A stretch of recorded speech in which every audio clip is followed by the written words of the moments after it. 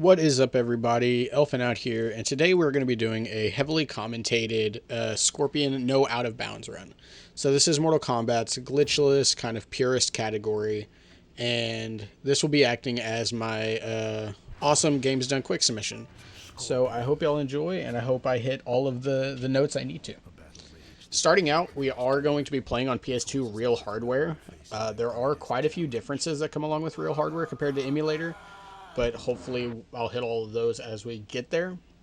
The first big thing is load screen. On emulator, you normally get control of whichever character you're playing by about 24 seconds. It's going to be about 30 seconds for real hardware, and we're going to see that in pretty much every load screen. Every load screen is going to take probably about 1 second to 2 seconds longer, so a little bit, rough, but great donation time. Starting out, we're going to be in the tutorial room, which is trying to tell us all of the basics. But we kind of want to get through here as fast as possible, and the quickest way to do that is with fire. So we're going to take all of these Onis and just toss them into the little fire pits here. After those three, we have 3 more that spawn, so we just rinse and repeat. Normally, we're supposed to be doing combos, fighting them. They take a little bit longer. You can see their health bar popping up in the bottom left. But fire, or at least some fire pits, not all fire, but some fire pits will instantly kill. We'll see later on where there's fire that does a little bit of damage, but it doesn't actually insta-kill. Here we're going to block, and then immediately go to this. Now, Mortal Kombat Shaolin Monks is really cool because it was a multi-directional fighter, and this is kind of where it begins showing that off. A lot of the cutscenes are like these really cool little fighting cinematics and everything, and back then, PS2 graphics, it was pretty hype.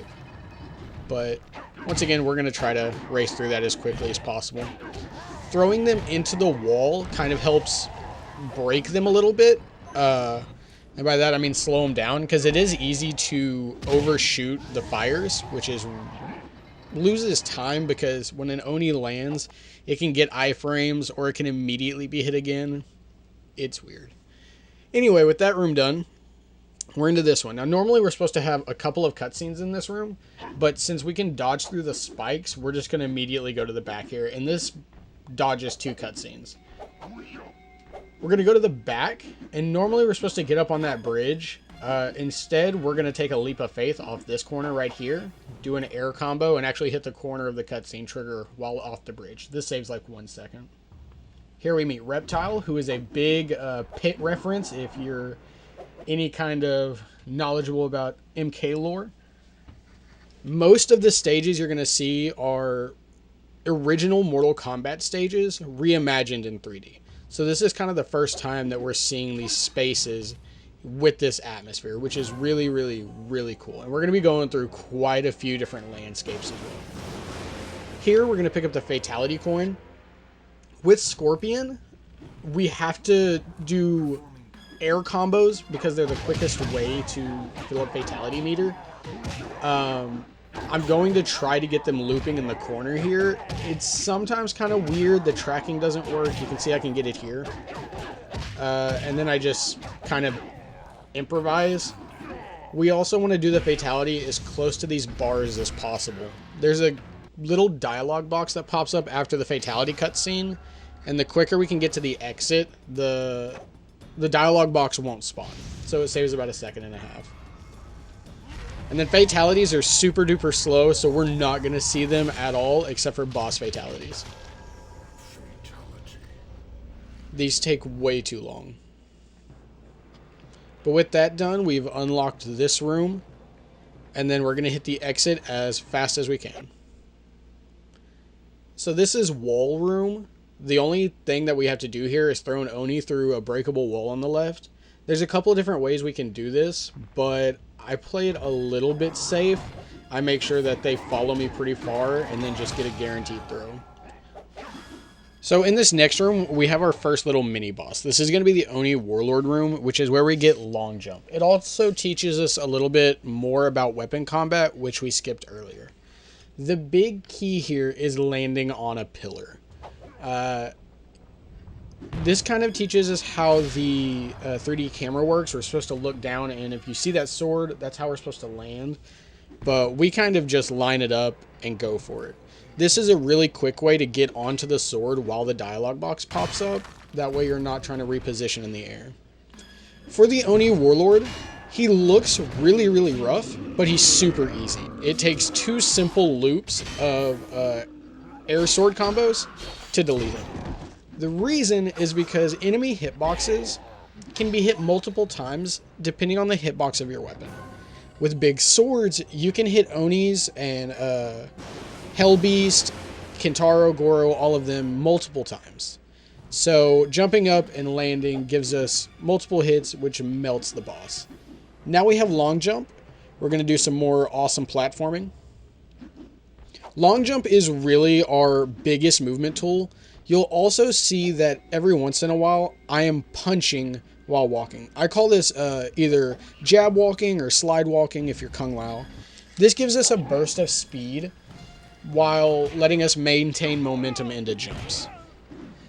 Here we're going to dispatch of 2 masked guards. You either have to catch them on spawn or block an attack, or else they block everything. Masked guards are really weird. Long ago, in the magic realm of Outworld, Shao Kahn hungered for power. Here's another great donation time, or great time to talk about Tarkatans, which are the enemies we're about to meet. Tarkatans are... You might hear in the MK community a lot about AI cheating. Tarkatans are the epitome of it. They aimbot. They can literally stun lock you to death. They're terrible. I try to give these Tarkatans a wide berth, and with well-placed jumps, you can kind of bait their shots into the air. We're going to jump through a cutscene here.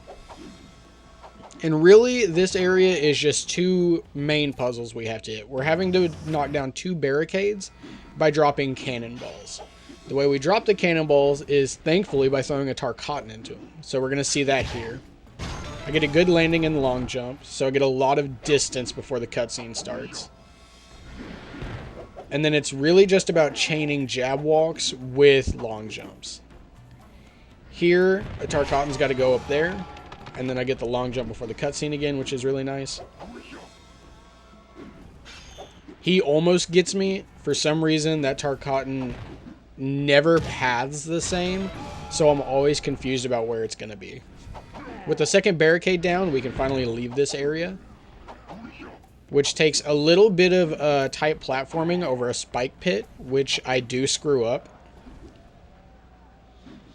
If you get it timed a lot better there, you can actually make both of those long jumps without that stop in the middle. But luckily we're out of that room with a pretty decent run at it. Next up, we're going to be in Wushi 2. This has a couple separate fight scenes that we have to get through, several cutscenes. It's a pretty long section, but it's also a really decent time to build up experience points. We're going to want to buy 3 skills throughout this run, which cost a total of 12,500 XP points. Air Warp is the number 1 that we have to get. Like, we have to get it first for a skip at Reptile. And it takes 3,000 experience. For the other one, we have to get both of the spear upgrades, which is the spear kata, I think it is, and then the inferno spin. Inferno spin is necessary for boss fights later on, and we'll see why when we get there. It's awesome. It's a new strat still being tested, but it is heckin' awesome. Up here, we're going to have to protect Johnny Cage. Normally, I despise Johnny Cage. If we're playing Kung Lao, you'll never hear me say a nice thing about Johnny Cage. But unfortunately, as Scorpion, we have to protect him. So we're buddies with him. The main thing is we want to kick 2 Tarkatans off of this platform and then keep the third one busy. If they hit Johnny, it takes longer for him to spin that wheel. So we want to try to keep them away, and that's the easiest way to do it. Here, Johnny can get hit as many times as possible. If for some reason his timer never resets, he never loses progress. So we can kind of just do whatever we want to. I try to time a long jump here with some dialogue that lets me know the cutscene's coming up, and that gets me a little bit of distance while the cutscene's happening. Here we pick up a weapon, I mess up a long jump, and we pick up a health upgrade. We need the weapon because we have to cut down these ropes tied to some cauldrons. We do long jump kicks, so even though we're not doing a weapon attack, since we're holding the weapon, it still counts. We want to throw it away because we have better movement with jab walking, which you can't do with a weapon in hand. And then we just make our way to the exit.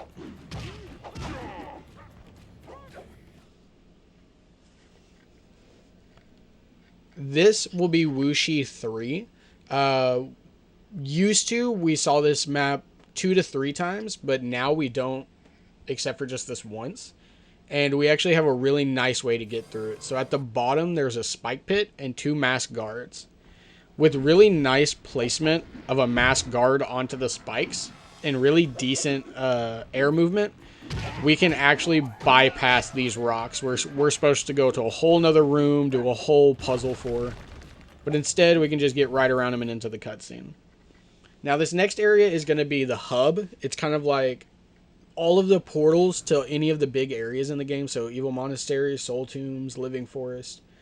There's 2 sections of the portal. Nothing really special about them. The biggest thing is just clean movement. Also, a really good time for donations.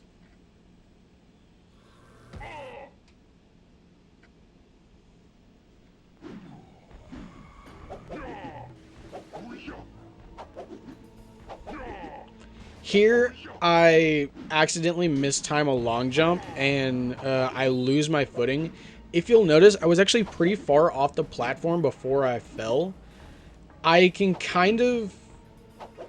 The closest analogy I can get to is the stable ground from like Dark Souls, if you're familiar.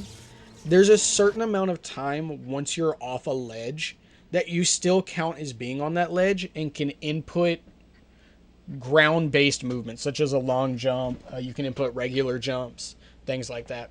Super, super important because there's going to be some skips later on that take advantage of that. Right now, we have taken a portal to Evil Monastery. This is the map that Shadow Priests are kind of prevalent on. We're going to be traveling up to the 3 ninjas fight for Katana, Jade, and Melina. And we'll also be getting a mortality coin along the way. The first big obstacle is the spike room. Now, the spike room is heavily dependent on where the demon archers go. Depending on where they path, we can either get a quick room from the top of this platform, or we have to go down and suffer while trying to get them to line up. Unfortunately, we have to suffer. But that's okay. It's a pretty quick cleanup here. It's not the worst demon archers ever.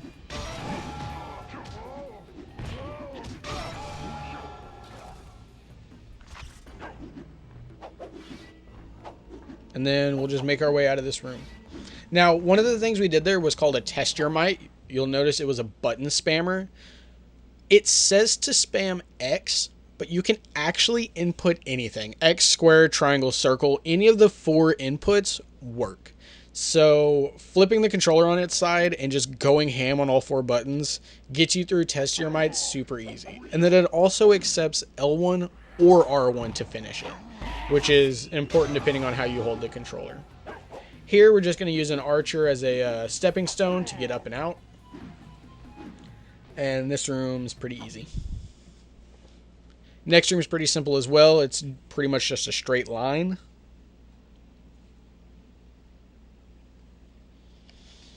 Another good point for donations.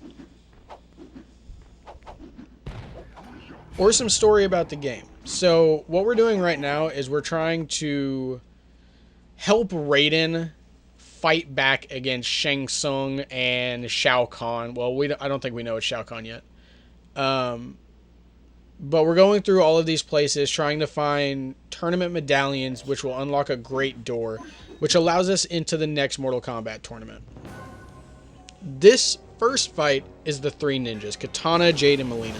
Katana is actually under a spell, which we'll get to in a minute. Here we pick up the mortality coin, and we try to do basically the same loop that we had with the Onis in the beginning. It's just an air loop to try and fill fatality meter as fast as possible. I get it here a little bit. That's normally how it's supposed to look, and you'll see the orb in the top left increasing quite quickly. Multalities are basically just multiple people fatalities. However, you'll notice that the Shadow Priest didn't get hit. There are certain enemies immune to multalities, fatalities, grabbing even, some certain moves. Shadow Priests fall into that category. So we just have to kick them off. Whereas these guys, we can throw. And once again, throwing off of a platform is kind of an insta-kill, which is the quickest way to get these gates down. It's much faster than actually trying to fight them. So we want to get everyone off the ledge as quickly as possible.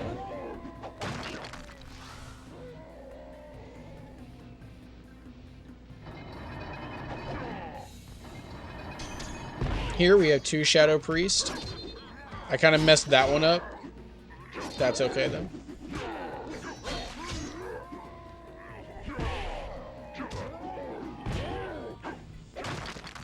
Alright. Sometimes those little stone skulls can spawn either a small health or a small XP worth either 50 or 100. So they're useful to pick up when you have time, because once again, we're trying to hit 12,500 XP as quickly as possible, which happens usually after the reptile fight. Here is phase 1 katana. We have a little solo fight, and you're going to see the first instance of spam slams. Spam slams are the best, except for Inferno Spin. The reason why is because bosses have built-in combo breaker mechanics. If you hit them so many times, they get a free counter against you to break your combo. That way you can't infinite.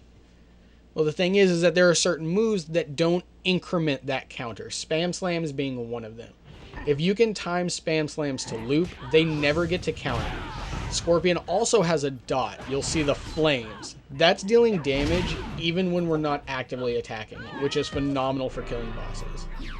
Here we have the 3 ninjas fight, so we're going to be against Katana, Jade, and Melina. The key here is to get Katana down first to get her into that bubble. Jade and Melina are going to try to either attack me or get her freed out of that bubble. We want to make sure that they don't. Melina kind of flirts with hitting that timer a little bit, but thankfully she's not completely successful. Now we have phase 3, where Katana's out of the fight, and it's just Jade versus Melina. Or Jade and Melina versus us. We're going to try to be doing spam slams intermittently, which trying to juggle their focus is sometimes really easy and sometimes really hard. But once they get in the cages, it's kind of easier to get them one at a time. We could do a Testermite here to do a little bit of extra damage, but it messes up the timing and actually takes longer to do the Testermite than it is to wait and do spam slams. Each character has 2 rounds of this, and then we get to the fatality. So it's mostly just rinse and repeat.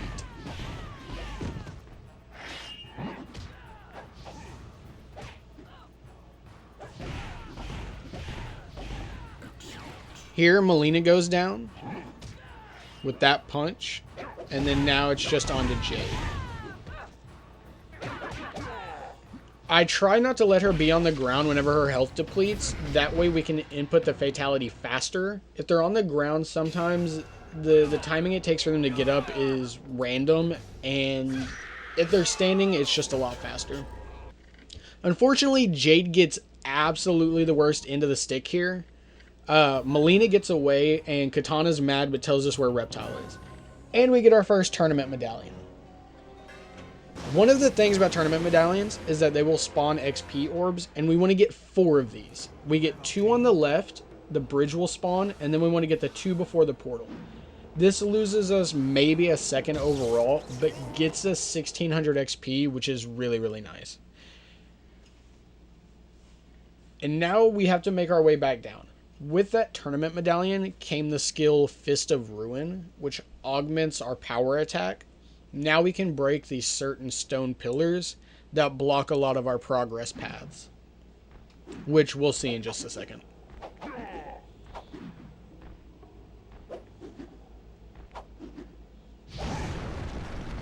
So those will drop these gates. I get a nice little 100 XP there.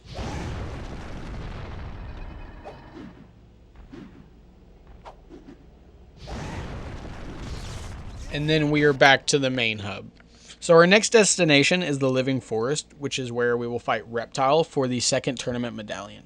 Living Forest is probably one of my favorite stages. It has one of the coolest atmospheres, and it has some of the coolest tricks, which a lot of the hard tricks in this run, I usually give a window, at least for marathon safety. I'll give the really hard skips 2 tries most of the time, and then resort to the backups.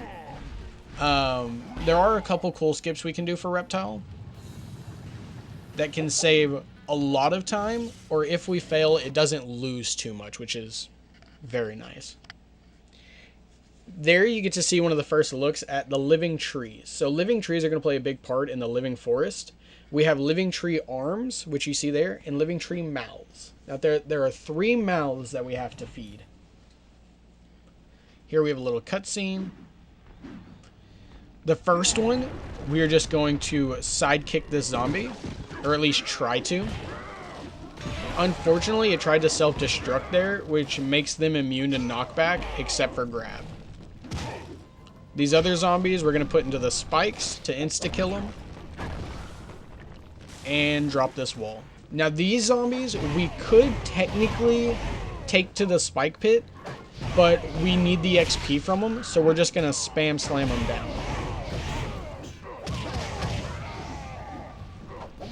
That fire right there does not insta-kill enemies. It just deals a little bit of damage. So that's one of the ones I was talking about earlier. But we get a nice chunk of XP here, and then now we get to make our way.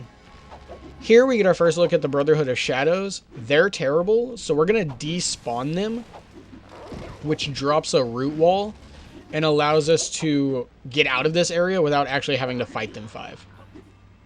So normally that exit would be blocked off until the Brotherhood is killed, but since we despawn them, it basically works the exact same. Next up, we have the second tree that we need to feed. We're going to make this gap and then sidekick this zombie and then exit. Now the reason we have to feed 3 is because we have to unlock Reptile's lair, which is hidden behind the 3 mouths basically. Once all 3 are fed, the root wall at Reptile's lair will open and we can fight our green boy. Here we do a little bit of platforming over the water. These can be a little bit finicky, but if you get a pretty decent jump, you can kind of just jump from one to the other instead of having to do the hanging, which I think is the intended way for them to do it. But there you can see Reptile's Cavern, derooted. Here, I'm going to try Snake Skip, which involves doing a really, really precise air combo in the corner and trying to get up on that ledge. Unfortunately, I don't get it, so I try it one more time. And then one more time. And then I just decide to go with the snakes. If we get up there, we get to completely skip the snakes, which saves about 30 to 40 seconds. But if we miss it, it's not too terrible. The reason it saves so much time is because the snakes are actually really RNG dependent on if they want to eat the corpses. Sometimes they eat them in the first hit. Sometimes it takes them forever to actually hit them. We feed the 3rd tree, and then now we get to enter Reptile's lair. Now, this area is probably one of the most annoying areas in the game. The reason why is because we're going to have 3 levels of statues that we have to punch. And it's to really show off the multi-directional fighting of Mortal Kombat. The issue is the multi-directional fighting isn't that great. The analog controls in this game are quite janky. So you might be the most skillful player ever, but there's always a chance that this area just doesn't go well. Thankfully, I actually get a pretty decent section and only mess up the second phase once. And now we get our Brutality coin. Brutality is super cool, but we're only ever going to see it one time, which is this room. And we're going to try to do the exact same thing that we did the first 2 times. Here I pick up Air Warp, which we'll see the skip for in just a second. and then I try to build up meter as quickly as possible. I have a pretty poor section here. I do have one zombie blow up on me, which actually kind of stinks. Normally we want them to, but since we're in an XP race now, we actually want as many mandatory bodies as possible. We get enough fatality orbs, and we perform our first brutality. Our meters will slowly drain. We'll get a different moveset and increased damage. It used to be used on an Orochi hellbeast later on in the run, but we have since swapped that for what is known as sword strat. So this is actually the only time we see brutality used. Now we are on our way to the reptile fight. So reptile is broken into 3 phases. The first phase is the giant anaconda phase. We have 4 pillars that we have to knock down, which is kind of a lie because there's actually only 3, which is why we need air warp. So for the first phase, we actually completely bypass the first pillar. We do an air combo into an air warp, and just barely land on a ledge that allows us to hit the second pillar, which for some reason is active. So here we long jump, we line up, we get on the ledge, and then 3 power attacks. If the snake hits us, it's a really big time loss because we have to either knock down the first pillar, or if we fall there, or if we fall at this stage, we can just do the air warp back up to the second part. But thankfully we don't fall at all, and we're on to the reptile fight. Now reptile himself is broken into 2 phases. The first half of his health bar, which we will delete with spam slams. The reason we don't want him to stand up is because there is a move he does where he teleports to a top ledge and shoots acid balls, and it takes a long time. On this phase, when he gets up, he'll go invisible. Now, we try to just auto-track with the air warps, but it's kind of just a game of how many spam slams can I get and how quickly can I get him once he turns invisible. Unfortunately, he gets us with a couple slide kicks, but we deal with him pretty decently. And this concludes our second tournament victory. After this, we'll pick up another medallion, which will give us wall climb. Now, wall climb is mandatory, but also super useful in a couple places. There's a couple weird things you can do with wall climb that are still being tested, but it's useful.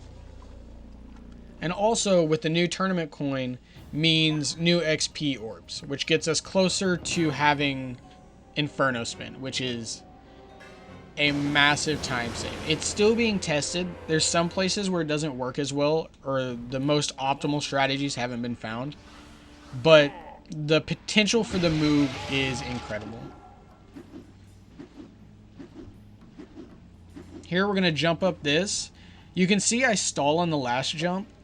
Corners in this game are really weird in that if you hit them at just the right angle, like the corner of a ledge, you can clip through, and if you're not Kung Lao, that kills the run. Like, there's no way to recover once you get trapped out of bounds as any character other than Kung Lao. And since Reptile's done, now we just have to make our way back through this stage. So, a lot of platforming, a lot of the same pathing. Great time for donations.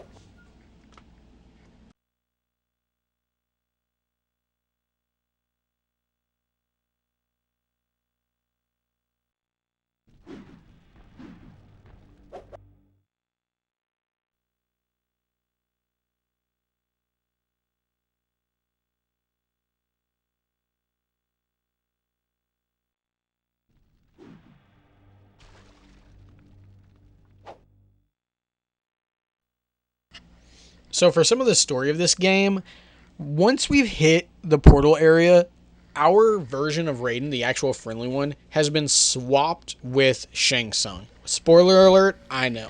But we're going to be skipping over a majority of the lore, so I figured now is a decent time to tell you all. After the last Wushi level, which was way back when, we have yet to see the actual friendly Raiden. It's been Shang Tsung posing as Raiden, making us do what he wants to, and bidding the two main characters, which is supposed to be Kung Lao and Liu Kang, against each other. Kind of weird, and we'll see the implications of that more later, especially in the next area we're going to, which is Soul Tombs, which Raiden has basically just informed us to head to, because if we break the Soul Tombs, then Shang Tsung loses a lot of his power. When in reality, the opposite is true. When we release the souls, Shang Tsung then gets access to all of them and becomes extremely powerful. But we don't know that.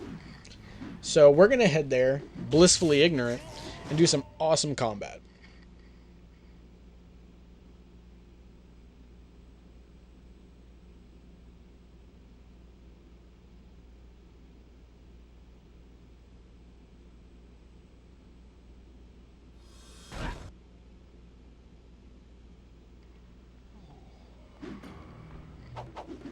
So this is where wall climb comes in handy. We have to dodge these skulls. I screwed up the first one. You want to wait until they're looking at you like fully and then jump. We have 2 shadow priests to quickly dispose of. And on to the most annoying section of the game. Like the full level. The reason why is because this place is full of Tarkatans. And like I said, Tarkatans cheat. Especially when in groups. And this place is full of them. They can aimbot, they can stun lock, they can team up, they get iframes, they get individual combo breaker. Like, it's insane. Tarkatans are jerks. So, luckily we have a lot of ledges to deal with them, and we get to bypass a lot of them. We just have to do it very carefully. So Soul Tombs is broken into 3 parts. We're going to go to the green room, or the green wing, which unlocks the sword. Now the sword is needed for the sword strat on the Orochi hellbeast, which is in the red wing. So this is kind of the order that we do things. For this room, it's kill the Tarkatans as fast as possible, which means throw them off the cliff. We could throw them up into the spikes, but it takes longer for the bodies to despawn, which matters more than actually killing the enemy. If we can get the bodies off the map as fast as possible, that's what matters. Even if they're dead, if their body exists, we can't progress. So spikes are really bad. Unless we have more than enough time in the room that we'll know that they despawn beforehand. Here we go to the side of this wing that actually unlocks the sword. We have to do some really tight platforming here to dodge flying boulders, green skulls, shadow priest, a ton of stuff.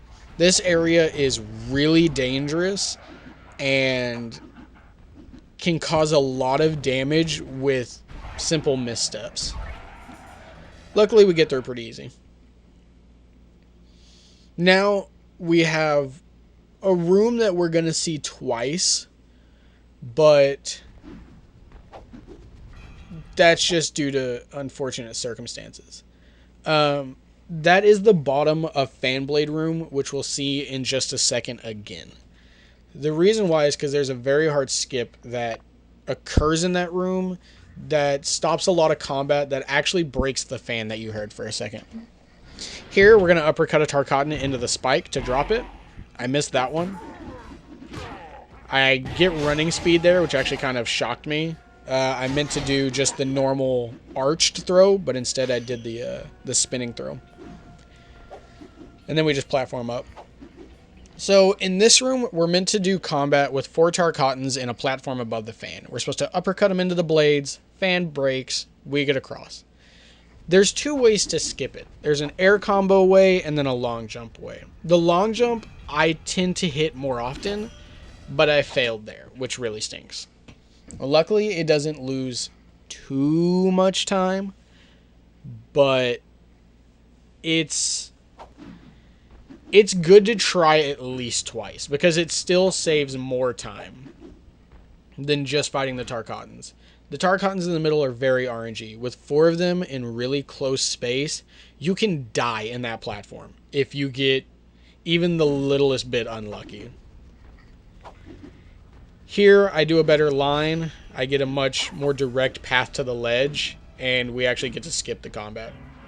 This button shows a cutscene of the sword dropping, which we're going to make our way back to right now. Here, I do this air movement to dodge the fan. That way I don't get knocked to the ground and lose time. If you just jump off there normally, it will hit you, and you either have to air recover or hit the ground and ground recover, which both are pretty slow. Back through the really hard platforming room, which I do get domed by a green skull, but thankfully I grab the ledge, which doesn't always happen. I get a nice dodge there on both the green skull and the boulder, which is pretty hype. So you see those two corpses right there in the little cutscene here, or the load screen? Those are going to be what we chop with the sword. So we're going to go to the left side of this room. We're going to pick up this giant sword, and we're just going to chop these two. This is going to drop this door and actually let us into the soul tomb. So this giant orb here contains all the souls that Shang Tsung needs to be awesome again. It takes 5 power attacks to break, and after each hit, there's a little cooldown that happens until it can be hit again.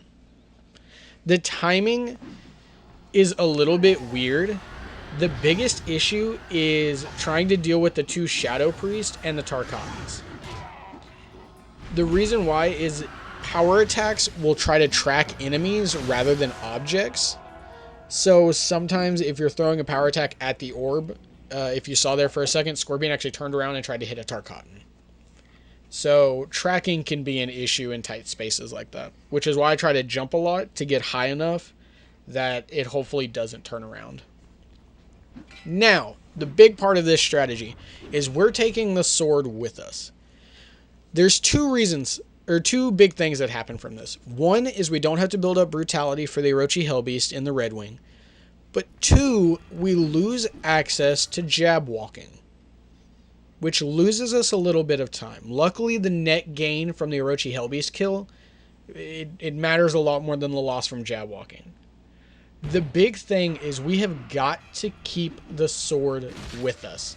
There are multiple places where we can accidentally throw it away, where if we drop it and it just falls weird, we can lose it. If it's on the ground too long, it'll despawn. There are so many ways that the sword can disappear. So it's a really, really big micromanaging of the sword at all times. Luckily, with the knowledge of Spirit or Inferno Spin now and how absolutely broken it is, there is a backup strat that if we lose the sword, we can still get a quick kill with Inferno Spin, but it's just a little bit slower. Like, it's not as quick. It's definitely preferable to have the sword. Here we have a puzzle, or basically a test your might room, where we have got to close these gates onto the masked guards. They have to be on that platform when we drop it. This is one of the biggest areas we can lose this sword. If we are in the test your might too long, or if we mess up and go back into it, or if the sword drops weird when we activate, there's so many different ways for us to just lose access to it. Another big thing is pathing over the rotating spikes. They come at really nice times to where if they hit you once, they're going to hit you twice. So being able to dodge them entirely is really important. Thankfully, due to the cycle of the first mask guard, the other 2 that we have to hit are actually going to be in pretty decent places. So we don't lose too much time overall. And once again, spamming all 4 buttons here is how we absolutely melt the tester mites. So X, triangle, square, and circle can all be utilized. It doesn't just have to be X. And then we just make our way to the end of the room.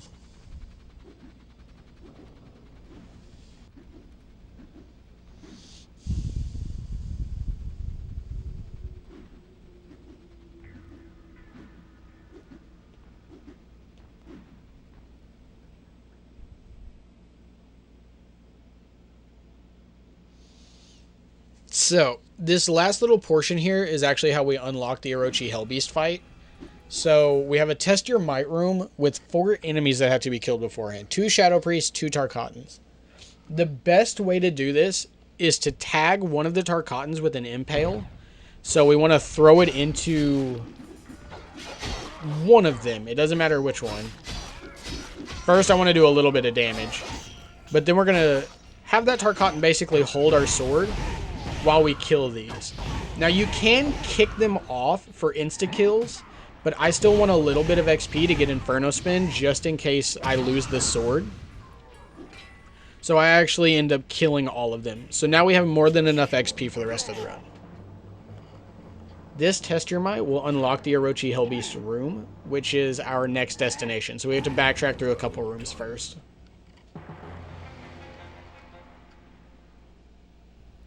Make sure to grab our sword. And then we get Inferno Spin. So Inferno Spin is going to be used on the Baraka fight, on the Goro fight, all Scorpion phases, the Kintaro fight, and the Shao Kahn fight. So it's used in a ton of places, and we're still testing it. So there's even more places it's going to be used by the time we're through with it. Because there's a couple ways you can actually get Inferno Spin early using the Toasty mechanic, which is very RNG dependent, so I'm not sure how much I'm wanting to really input it into the run. But it's really interesting to think about. But it just deals so much damage. And it took me quite a while to figure out the exact mechanics of Spear Spin. But now that it's a little bit more known, we're definitely going to see the power of it here in just a minute. First, we have to get through the Hellbeast. Once we kill the Hellbeast, we'll actually unlock the boss for the area, which is Baraka. Baraka used to be a pain. Baraka used to be one of the most annoying boss fights. But we have since whittled him down to being almost solved. Now we have our Hellbeast. So the Hellbeast has a couple different fighting patterns, and he has Tarkatans to back him up. The big thing is basically a rinse and repeat of the Oni Warlord in the beginning. We want to do air combos and get as many hits as possible through his hitbox. Tarkatans are a little rude, but we get him in the end. Now that the Orochi Hellbeast is done, we can ditch the sword and head back to the main first room of the area.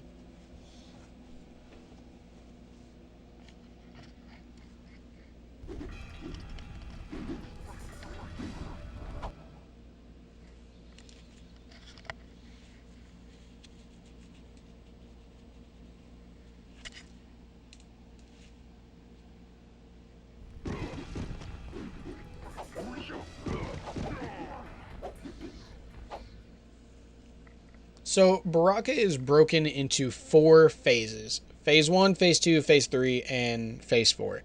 Phase 1, we just want to deal enough damage. About, I think, half. I think it's about half his health bar, as quickly as possible. Then he throws 2 monks at us, initiates Phase 2. Then we go into a projectile phase, which is Phase 3, and then the weapons phase, which is Phase 4. The key for Phase 1 is Telepunch, Running Kick, Inferno Spin.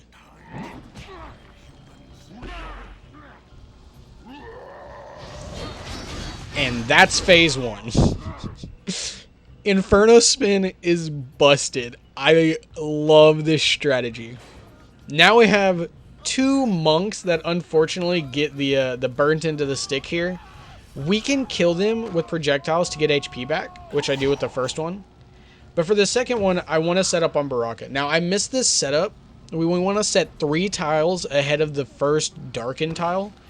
Wait for Baraka to jump, and input a Spear Spin.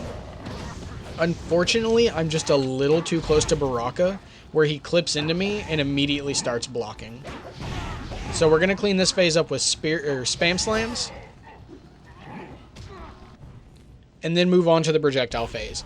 Now, we have to hit Baraka about 8 times. The best way to do this is to hold block, because we will auto lock on, and then just time spears for his movement. So we kind of know the patterns for each place he goes to. Which location he goes to is RNG, but the actions he does at each location are the same. So we kind of know what to do depending on where he's going, but where he goes is RNG. Luckily, I get a pretty decent projectile phase. It can be a little bit better. Sometimes Baraka, when he wall splats, will take extra damage, which can actually increase the speed of that phase. Here, we can only deal damage to Baraka with weapons, and we want to engage Test Your Mights as soon as possible. It's basically, you have to get a number of hits or damage in before he will lock on, like that. We have to impale him with 2 weapons, and you can only impale him after Test Your Mights. So it's really convoluted, but for both weapons, there's kind of a set strategy you want to do, and you'll get Test Your Mights pretty quickly. The heavy sword is a lot easier to do. The light sword, sometimes it works, sometimes it's a little wacky. But with Baraka down, we now move on to our 3rd tournament victory and 3rd medallion. Here we're actually going to get 2 abilities. We have to take a portal back to Wushi Academy, but we're going to go to a map that we haven't seen yet, Wushi 4. Here we're going to get Wall Run. Wall Run is super important for a couple skips later on. Once we get Wall Run, we're going to come back into this room and get that medallion, which is Wall Jump, which is also super important for some skips later on. But all of that to say is Wushi 4 is on fire, and normally we have to do a ton of Test Your Mights to get all of the fire to go away and have access to the map. Instead, we're going to take a pretty precise line off the top of this roof and bypass the fire. That way we can hit this statue and get Wall Run without having to do a single Test Your Might.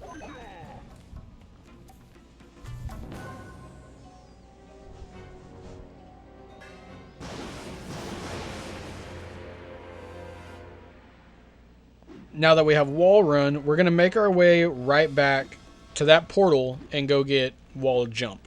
And our 3rd tournament medallion, technically.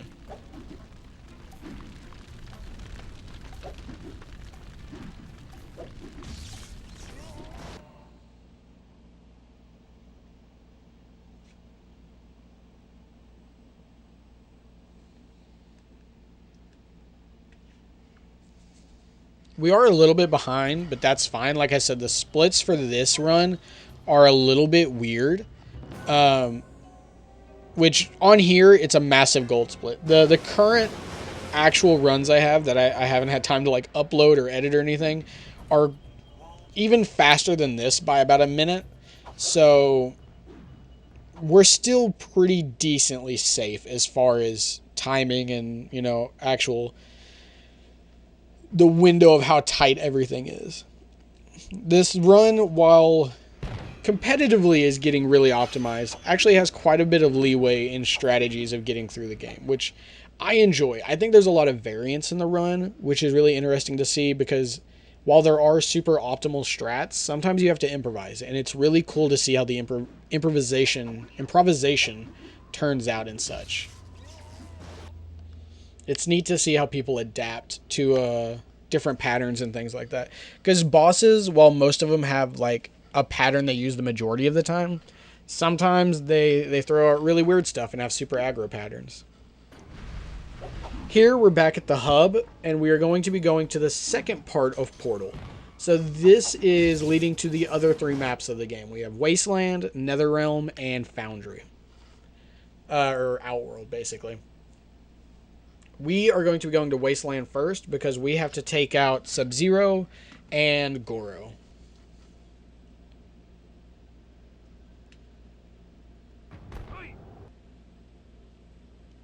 First, we have to get to Wasteland, and doing that, we're just going to scale the right side of this little cliff in front of us. We're going to wall run. This is intended. This isn't like neat tech or anything like that. And then we're going to kick that guy, and then we're going to kick that guy. So Wasteland is another really awesome map. Bring back Purple Wasteland. Absolutely love the purple aesthetic of Wasteland. It's awesome. But here we have a couple of things to do. So first we have to get to Sub-Zero. And to get to Sub-Zero we have to do Lightning Pole, which unlocks the gate. So to get to Lightning Pole, we have to clear a pile of bodies. And we need a sword. So we're going to grab a sword. We're going to wall climb. We're going to do this really tight jump to land on this bridge. We're going to get hit by that guy. And then we're going to go over here. So it takes 3 hits to clear a pile. And then we're on to the lightning pole section. So we have to clear out elemental knights. They can't be damaged by normal means. Or they can't be defeated by normal means. Which means like if you kill them, they will drop and regenerate. The only way to get rid of them is by throwing them in the pool in the middle of this room and letting Raiden electrocute them. The biggest thing is just getting them into the middle quickly and keeping them there. It is a lot easier said than done. Luckily, elemental knights cannot block. So anytime you hit them with a throw, it will land. Like they can be hit by anything. So standing throws are about the best way to get them in there. We have, I think, 5 rounds of this.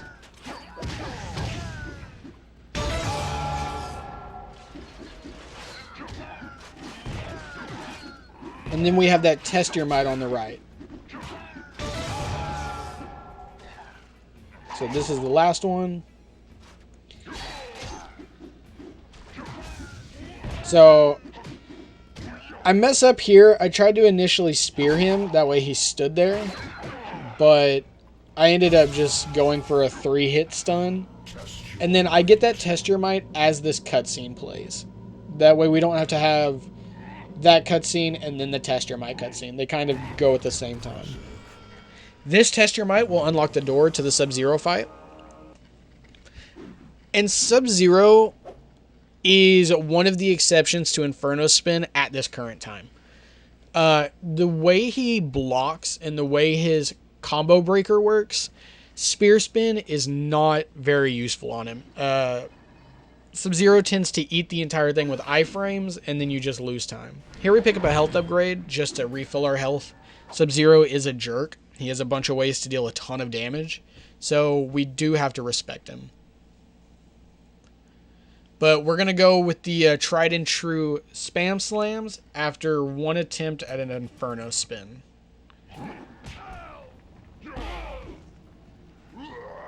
So I try to set up, and then he just eats the whole thing.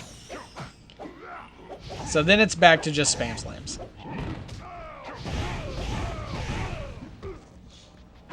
Which spam slams have a pretty tight window. So, especially if you can see that the ground is slanted, depending on like how long it takes them to bounce back up and how long it takes you to land, the timing can be different for spam slams.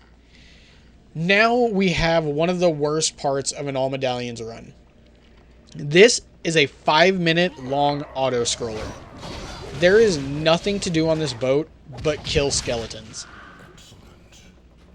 Absolutely nothing. I usually use this time on streams to see how high I can get the combo. I think my highest so far is 327. But this is awful. I have worked for probably 200 to 300 hours just to find a skip to this room.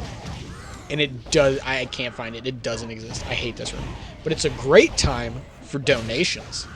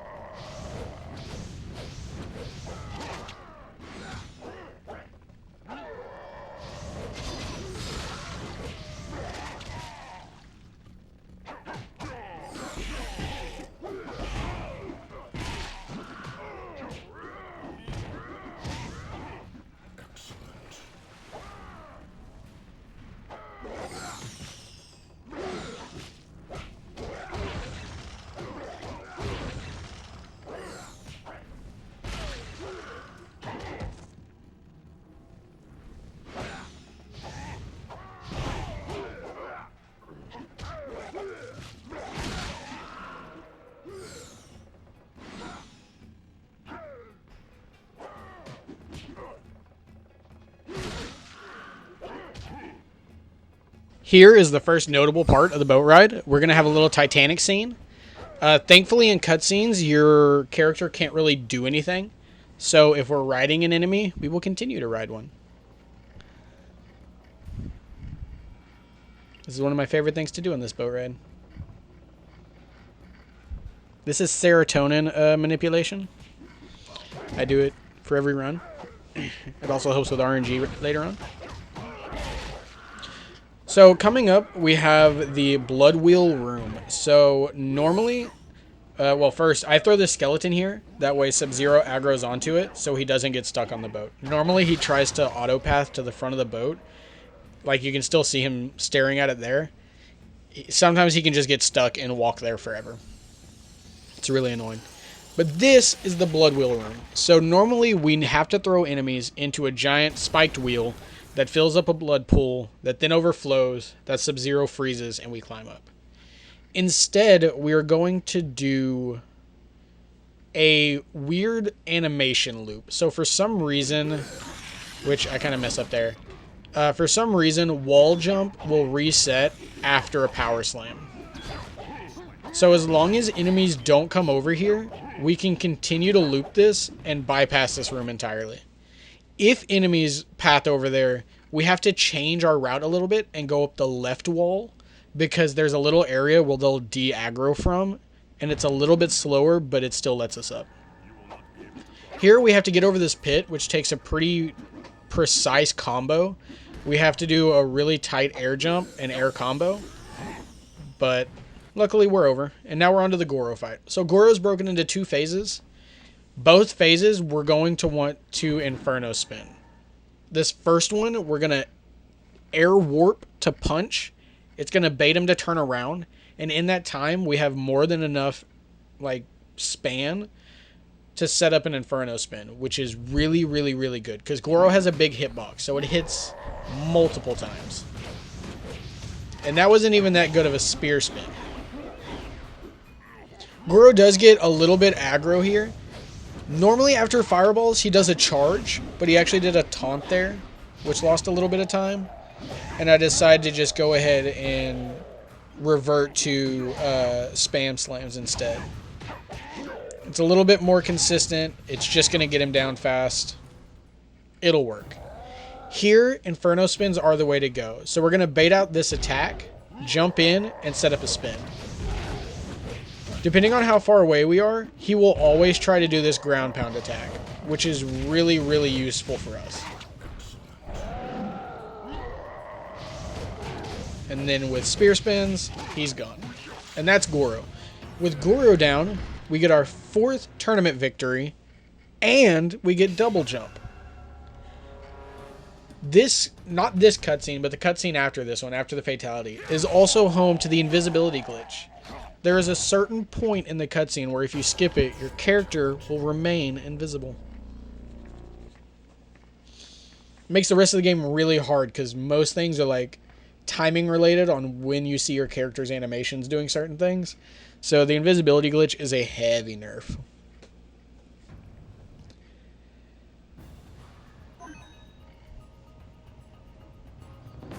But with this, we now only have 1 tournament medallion to go.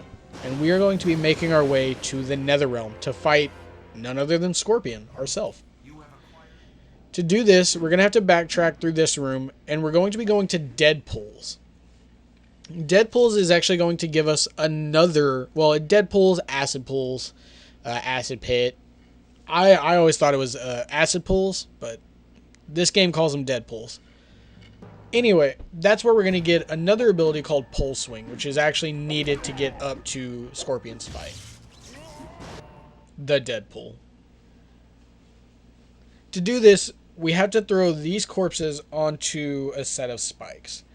Now, the weird thing is that there's not enough zombies in the first spawning to go on every spike.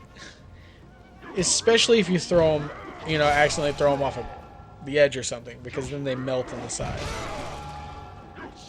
But once we get all of these, it'll spawn the next coin and we will head to the Netherrealm. Yeah, see, we have 1 more spike And we have to wait for the second spawning. It's terrible. I tried to land a nice little kick there, but miss. And then I missed that as well. But I hit that, so it's okay.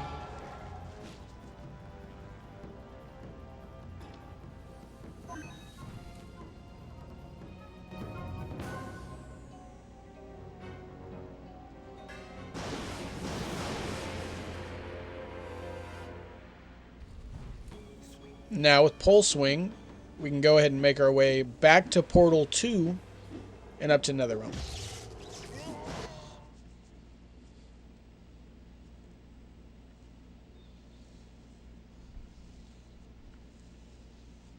Another great portion for donations.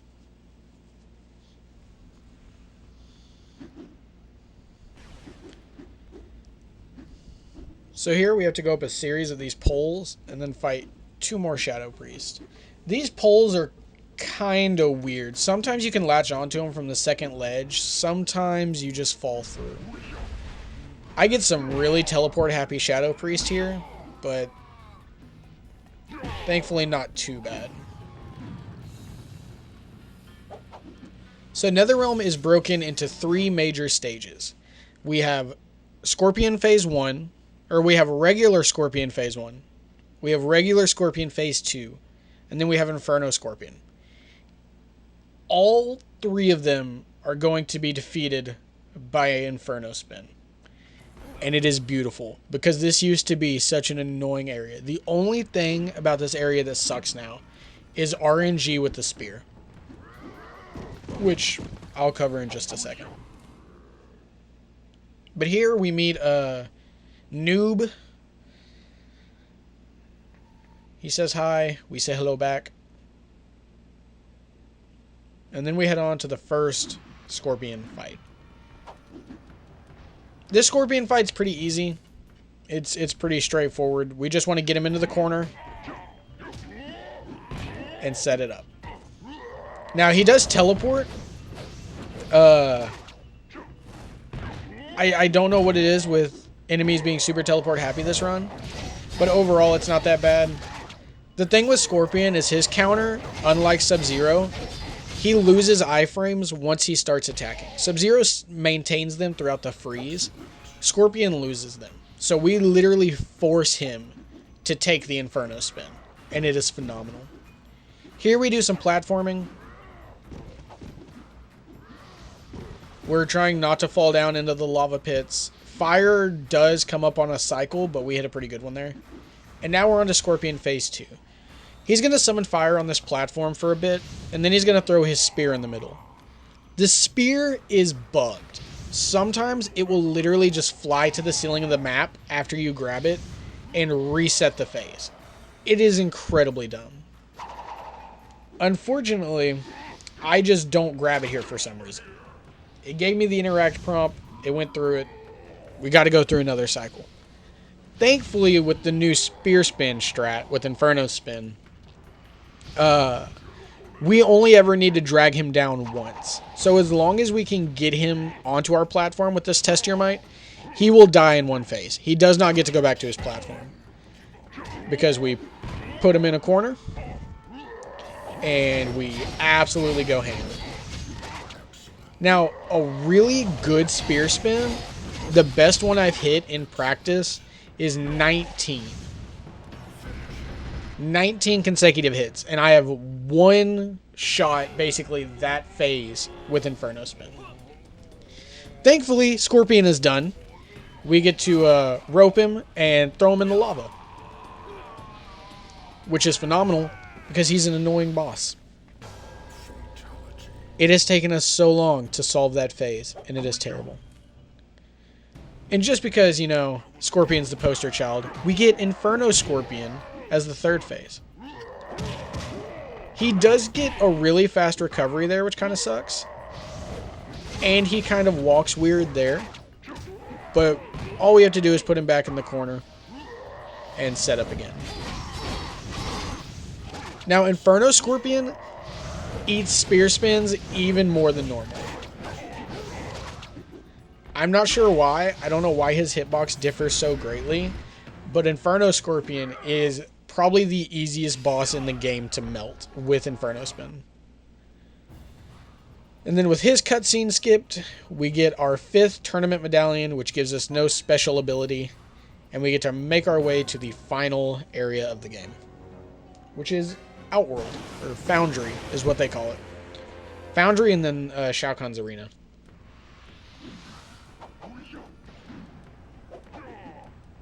So just another really long platforming section. Got to make our way back through a couple levels. I do fall down here. Loses a bit of time, but that's okay. Overall, still a pretty decent run. A lot of room to improve, especially with all of the testing being done with Inferno Spin. I'm sure there's a ton more places it can be utilized, and with proper experience routing, it's going to be a game changer. This category has minutes to shave off still. And that's just with what we know currently. There's no telling what's still hiding.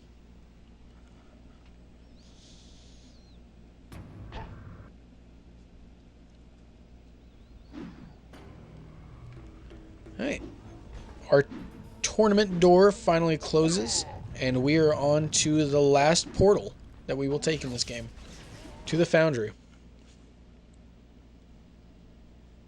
So Foundry is basically one giant mission to break those 2 crystals right there. And to do that, we have to get a special axe.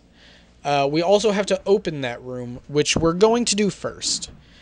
That way we don't have to backtrack later. We're going to do 2 test mites. One is down this tunnel, guarded by 2 Onis, who are pretty tackle happy. We're just going to spam through these really quick. Impressive. Unfortunate fire. And then we're going to go up here and do the second test mite. We're also going to say hi to Jax. We see him no times, but this is his cutscene. And then we're going to say bye to Jax. Because, I mean, he deserves it. Here we're going to do the second test mite to finish opening the crystal room. The reason why we do this now is because once we get the axe, we don't want to have to drop it for these and then pick it back up. It just loses time. It's faster to get these out of the way first. And then we're actually going to drop back down and go down this hallway. Now we have several rooms that we have to get through to craft this special axe. We have to actually fuel the flame with the bodies of demon archers. We have to watch it be hammered. It's a whole process. It's ridiculous. First room is this one. We have to get 2 demons into the fire. Now, there is a way to do it with the first 2 that spawn. Sometimes it will count both of them towards the fire. Sometimes it doesn't, though. So you have to do 2 different spawns, because it just eats him.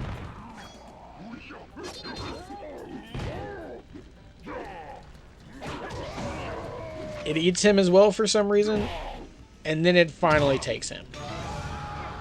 So there is a way to get that in one cycle, but we're not sure exactly what makes it work. But you can get it in 2 100% of the time. Here we have an Orochi hellbeast flanked by 2 demon generals. The key is just to get the generals on 2 hooks that are hanging. The issue is the analog controls suck in this room, and Orochi hellbeast and demon generals are like the worst 2 combination of characters to fight. They both deal really wide flame attacks that will just screw up what you're doing. We get them on the second spawn, and we are up and out of this room finally. Well, after this test mite.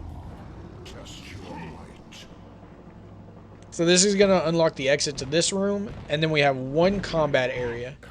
This next combat area is actually pretty important. We are going to be building up mortality. The reason why is because after the crystal room, we have several enemies that we have to kill. We could kill them with the weapon, which is pretty fast, or we can group them up and mortality them, which is even faster.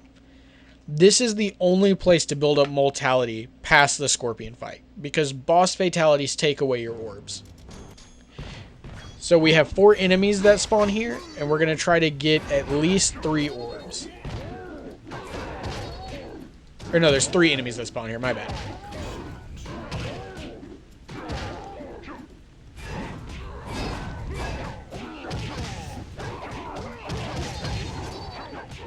Another decent time for donation, as the combat's kind of meh.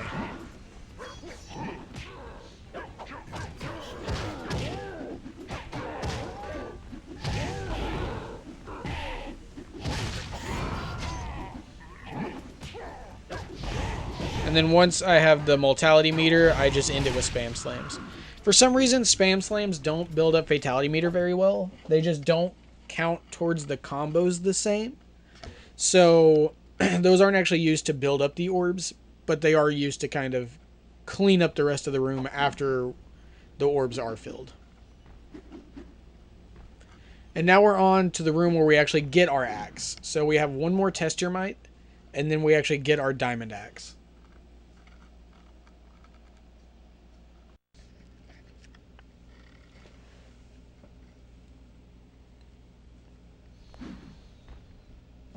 Test your might. So one more test your might for this actually run. And then we get our prize. Now, this is not the only weapon that can break those crystals. While the game says it is, and the whole reason you're coming to get it says it is, the co-op run actually brings a giant sword from the beginning of the game all the way to the end, which breaks the crystals just fine, skipping this area completely, which is kind of crazy. It's really neat. There hasn't been a way to replicate that in solo yet. There's no way to carry, at least no current known way to carry a weapon through load screens, single player. But in co-op, it is a wild strat. It is awesome to watch.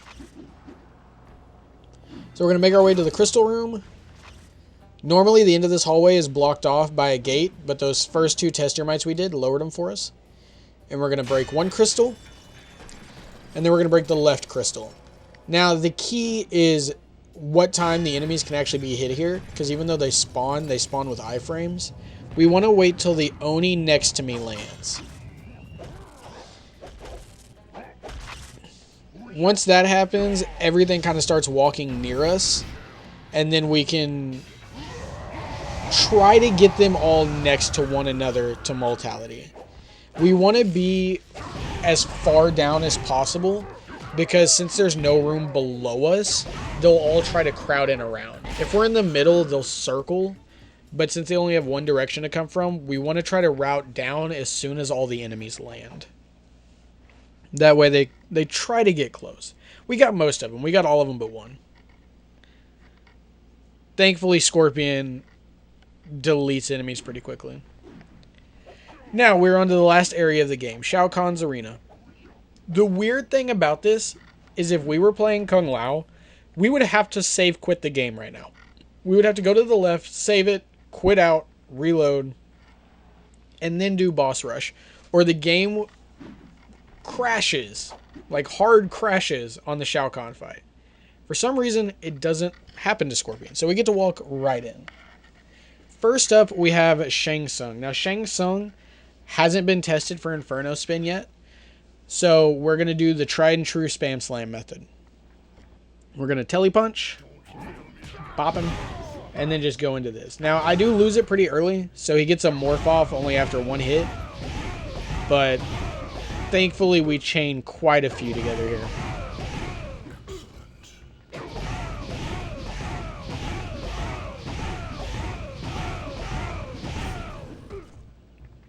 This is actually a really, really decent Shang Tsung. That was a really bad punch on my part. Really decent Shang Tsung.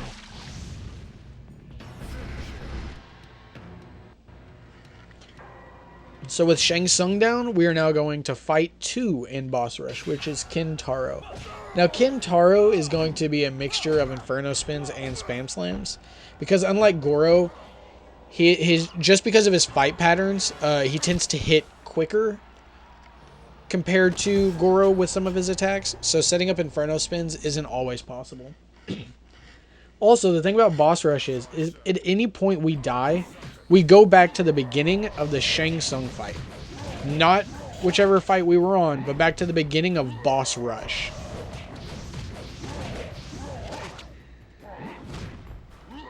Oh, maybe I just do Inferno spins the whole way. Oh, no, I don't. Okay.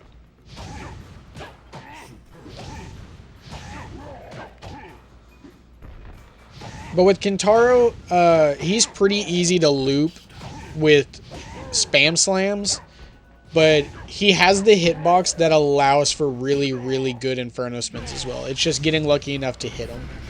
And then that's Kintaro. Kintaro is pretty easy.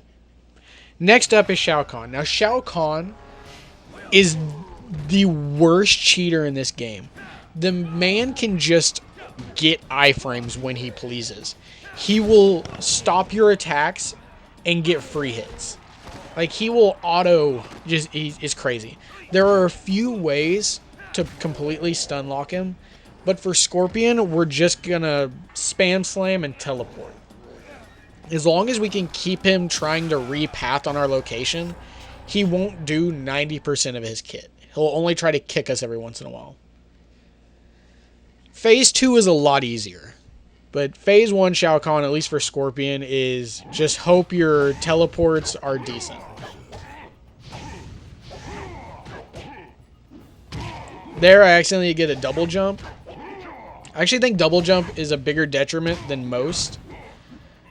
Like, than a help. Just because when you're trying to do really tight spam slams in the air, double jumping is always a threat.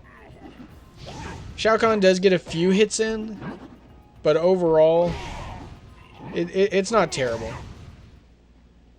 Now, Phase 2 is a lot easier, because we get to Inferno spin down Shao Kahn. He loves charging in and getting close. He's also very slow in every attack. We have 13 seconds from when the cutscene skips to when he starts spinning. So, I timed the last one a little bit rough, but it is possible to kill Shao Kahn before he ever starts spinning in the first one. But overall, that's Mortal Kombat Shaolin Monks. I would say a healthy estimate for Marathon, like worst comes to worst, would probably be 122, 123.